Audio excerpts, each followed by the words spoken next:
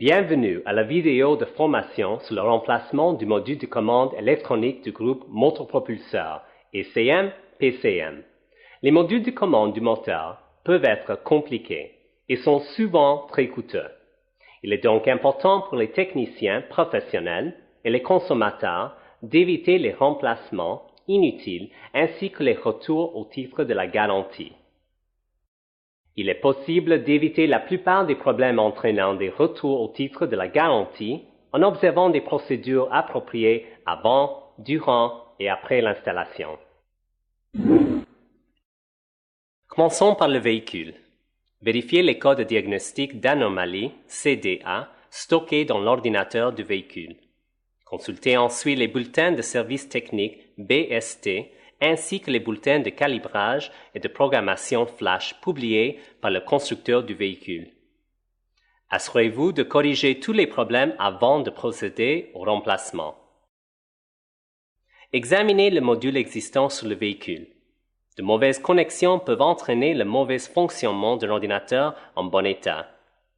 Nettoyez tous les points de contact avec la masse ainsi que les bandes exposées. Débranchez et rebranchez tous les raccords plusieurs fois afin d'éliminer toute trace de corrosion. Assurez-vous que tous les raccords et toutes les branches ne sont pas courbés ou brisés. Assurez-vous que les fils ne sont pas lâches, brisés ou effilochés. Secouez tous les fils afin de déceler tout court-circuit intermittent. Faites une inspection des autres composants, car il est peu probable que le module soit la seule pièce défectueuse. Les modules reçoivent de l'information de nombreux capteurs différents, traitent cette information, puis transmettent des commandes à d'autres composants d'un bout à l'autre du véhicule.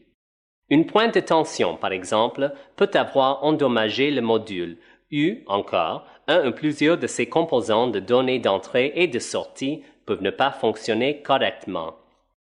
Vérifiez tous les composants de données d'entrée et de sortie, ainsi que tous les autres modules qui transmettent l'information à ce module et qui l'alimentent. Assurez-vous que ces composants fonctionnent correctement. Vous pourrez ainsi vérifier si un module de commande neuf est vraiment nécessaire et empêcherait aussi un composant défectueux d'endommager le nouveau module. Faites une inspection du module de commande neuf. Assurez-vous que le module que vous avez commandé et reçu est bien celui qui convient au véhicule. Entrez le numéro d'équipement d'origine du module original dans la section Catalogue OE Interchange de notre site web afin de confirmer que vous avez le bon numéro de pièce de rechange.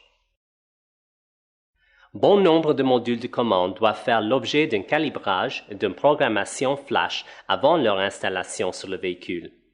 Si le nouveau module ou la boîte de celui-ci porte une étiquette indiquant qu'une programmation flash est requise, assurez-vous que celle-ci est faite avant de procéder à l'installation.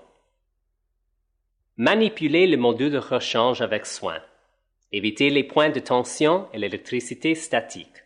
Ne touchez pas les bandes, car l'électricité statique susceptible de se produire pourrait endommager le nouveau module. Débranchez toujours la batterie.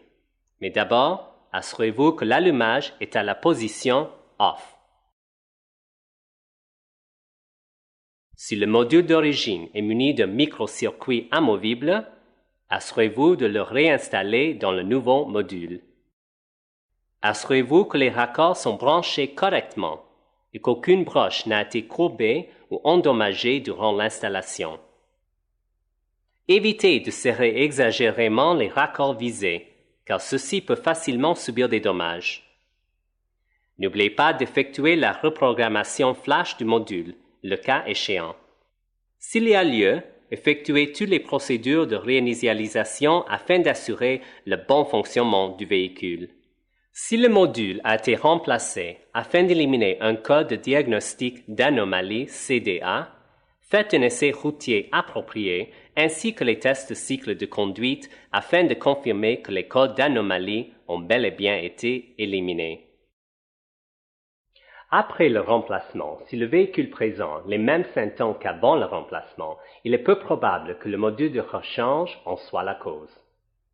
Si vous observez les procédures avant, durant et après l'installation et que vous effectuez chaque étape du processus de diagnostic, Vous vous assurerez de déceler tous les problèmes potentiels avant que le client ne le fasse.